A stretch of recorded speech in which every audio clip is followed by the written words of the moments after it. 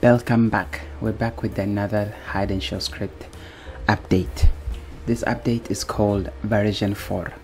With this update you get a lot of good features, a lot of very user-friendly looking UI basically. So starting off here we have this source list which has every current item in the scene basically, so every current source on the scene.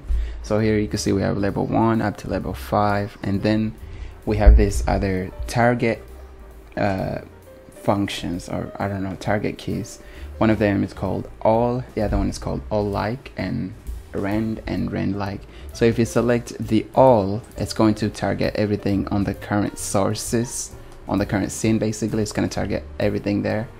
And if you select the all like, you get this intertext input, which is where you'd have to like put the word that you're trying to match, basically the target. So in this case, if I wanted to match everything that that has the word label in it, I could put the word here. So I just say label, and in this case it's going to target everything that matches the word label basically in the scene, that has the name, not the text but the name basically.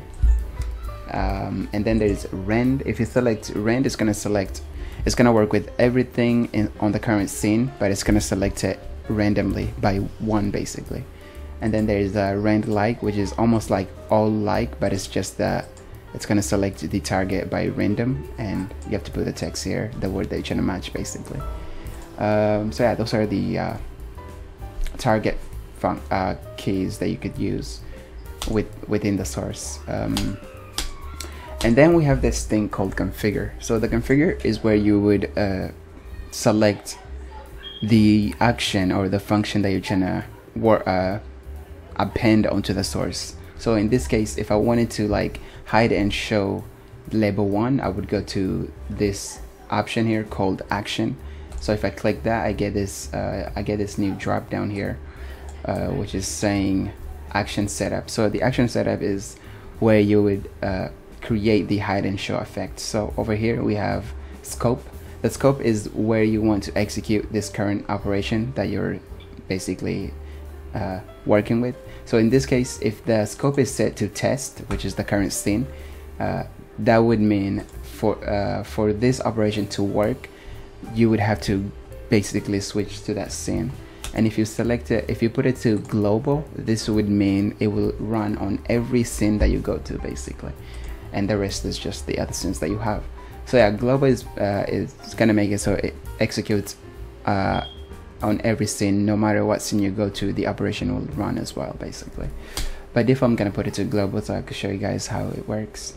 So yeah, hide time is how long you want to hide for, and so on. And then there's the randomize, which is gonna randomize the time. Same thing with show time. And then on the bottom here we have repeat action. The repeat action is how long you want the operation to repeat for, the hide and show. So in this case, if you put it to custom, you get this other option here. You get this other options, how long you want it to repeat for. So the number has to be greater than 0.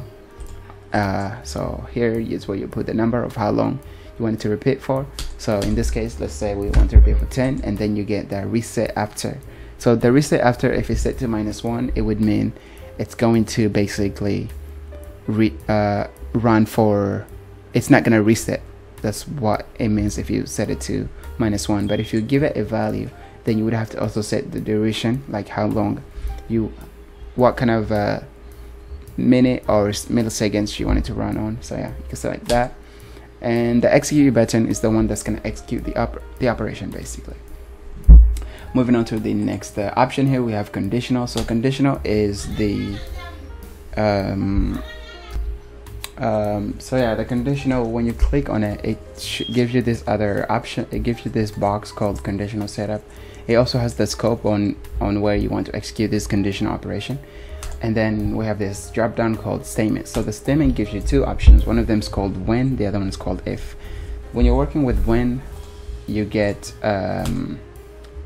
on the action option, you get four options, and then on the source fallback you get 5 options. So there's blink, end, reset, and so on. But if you go to the if statement operation, it gives you, if you go to the action, it gives you a different setup. So there's the text option, like to check if a source has updated the text for some reason, and there is, she's not here, get out, close my door. And so the play is when you're working with a source that plays video basically, so you can listen for that event. And then the pause is whenever the video has paused, and there is the ended. So the ended is whenever the video has ended. So that's the option on the bottom here. You would select that if you want to listen for whenever the video has ended.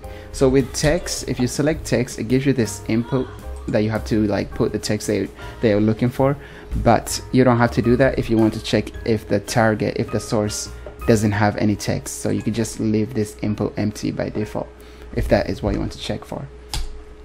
So the target here is the target that you're trying to listen for, and then the source fallback is what you want to do when that event executes. That's what the source fallback is, and in this case it's going to be targeting the source that you have selected on top and not the one that you're listening to basically. So yeah, or if you're working with text, then you could just ignore that, but you cannot do that with this script. So you could just, yeah, you just have to work with the one on top, I guess. I don't know. That's how that works. And then there's the operational. So the operational is where you will be able to like delete operations that you have created basically. So you go to this mode, and then on the bottom there's this option called delete. Once you click it, it gives you two more drop down list, and then one of them is called filter. So the filter is the operation that you're trying to look for, the target that you're trying to, the source, well, the target of the source that the operation is running on is what the filter will do. So once you click label 1, then on the bottom here called operations, it will be filtered, so it only shows label 1 operation basically. But if you put it back all the way to the top, then it's going to display everything that is running on the current scene. And if you want to delete operations that are on a different scene, then that means you have to actually switch to that scene, and then it's going to show up basically. But if you don't switch to that scene, then nothing is going to show up.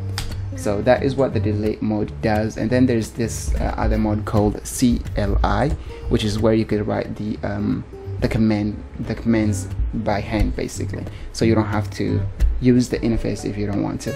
So in this case, I'm going to show you guys an example here. Let's say I want to hide label 1 and show label 1. I could do that just by typing these commands here and splitting them with a pipeline.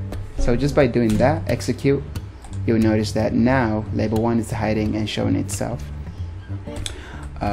And if I want to work with the on events, the on record and on stream event, you could also do that as well by typing it here. And let's say that we want to hide label 5 every time we're streaming and show label 5 as well. And there we go. So if I execute that, that's gonna do its thing. And there's also another command called on record, which is gonna execute it. It's gonna make it so the operation only executes whenever you're recording basically. So in this case, let's say we want to hide and show label 4 every time we're recording, just like that. And if I execute that, nothing's gonna happen to label 4 basically, because we're currently not recording and we're currently not streaming as well.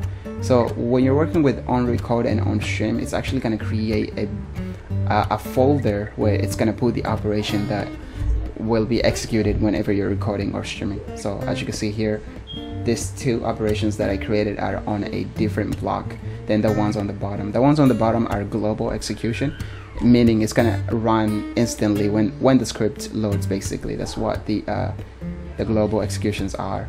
And here I didn't talk about the screen, but the screen is where you would see like the operation that are currently running on the scene basically.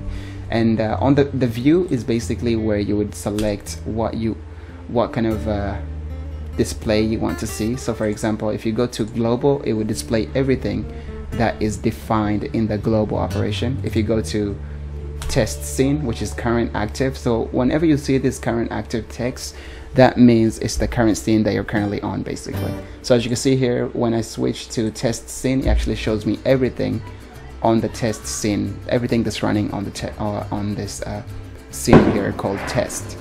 And if you go to workup scene, you'll see there's nothing to show because I didn't create any operation for that. One more thing I will also talk about, if you notice that whenever I go to global, there's nothing running. But let's say that we actually create an operation for label 5 with the global setup scope, basically. So if I do that, let's do it every 100 milliseconds, just like that. I'm just gonna make it random, and there. Now, as you can see here, we have this label 5 blinking and showing. So this is like flickering because we're using random 100 milliseconds, so it's not very long, basically. But if I change scenes and go here, you'll see that label 5 is also blinking here on the workup scene. So the reason why this is actually working as well, it's actually because we defined the scope of the operation to be global. So whenever you make a reference of another source that you have on your scenes, that and if the operation is running on global, it will also be affecting it as well. But if you set it on a specific scene operation, then it's only gonna the operation will only run on that scene. So I think that's basically really all with this tutorial. I don't think hopefully I didn't forget anything, but I think I actually did a very good job, thank goodness. This is not very long.